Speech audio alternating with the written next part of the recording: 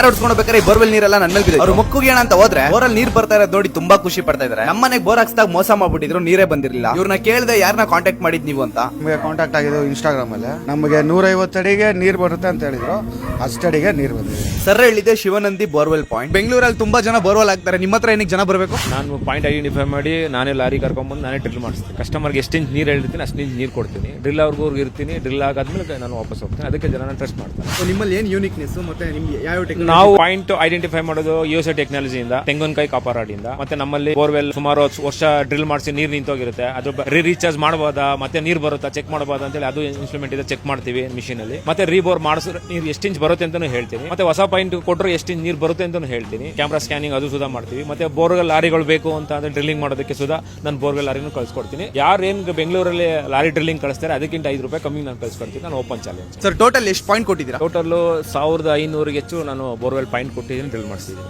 ಈಗ recently BBMP town ಅಲ್ಲೂ point ಕೊಟ್ಟಿದ್ದೀನಿ. ಪಾರ್ಕಿಂಗ್ ಲಾಟ್ ಅಲ್ಲಿ 780 950 4 ಇಂಚ್ ನೀರು ಕೊಟ್ಟಿದ್ದೀನಿ. ಆಲ್ ಓವರ್ ಕರ್ನಾಟಕ ಪಾಯಿಂಟ್ ಹಾಕೊಡ್ತೀರಾ? ಖಂಡಿತ ಬ್ರೋ, ಆಲ್ ಓವರ್ ಕರ್ನಾಟಕ ಮಾಡ್ಕೊಡ್ತೀನಿ. ನಿಮ್ಗೆ ಏನೇ ಡೌಟ್ಸ್ ಇರೋ ಡಿಸ್ಪ್ಲೇ ಮೇಲೆ ಕಾಣಿಸ್ತಾರ ನಂಬರ್ಗೆ ಕಾಲ್ ಮಾಡಿ. ಯಾರು ಬೋರ್ವೆಲ್ ಹಾಕ್ಸ್ಬೇಕು ಅಂತ ಇದ್ರೆ ಅವ್ರಿಗೆ ವಿಡಿಯೋನ ಶೇರ್ ಮಾಡೋದು ಮಾತ್ರ ಮರಿಬೇಡಿ. ಇದೇ ತರ ವಿಡಿಯೋಸ್ಗೆ ನಮ್ಮ ಅಕೌಂಟ್ ನ ಫಾಲೋ ಮಾಡಿ.